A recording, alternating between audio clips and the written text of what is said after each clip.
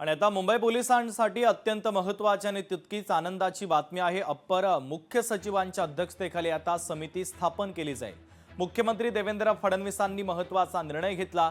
मुंबईतील पोलीस वसाहतींसाठी धोरण तयार करण्याच्या हालचाली आता सुरू करण्यात आलेल्या आहेत। पोलिसांच्या कुटुंबांना हक्काची घरं माफक दरामध्ये आता उपलब्ध करून दिली जाणार आहे आणि त्यासाठी आता अप्पर मुख्य सचिवांच्या अध्यक्षतेखाली समिती नेमणार असल्याची माहिती राज्याचे मुख्यमंत्री देवेंद्र फडणवीस यांनी दिली आहे।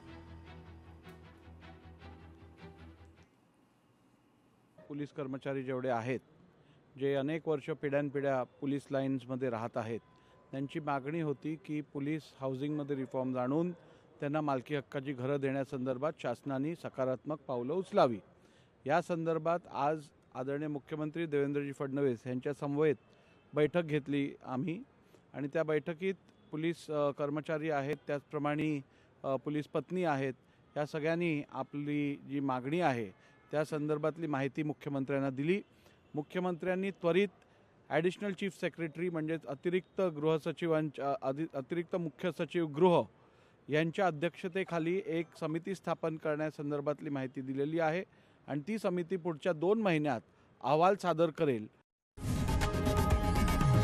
लोकशाही मराठी ऐका, पहा, जागरूक रहा।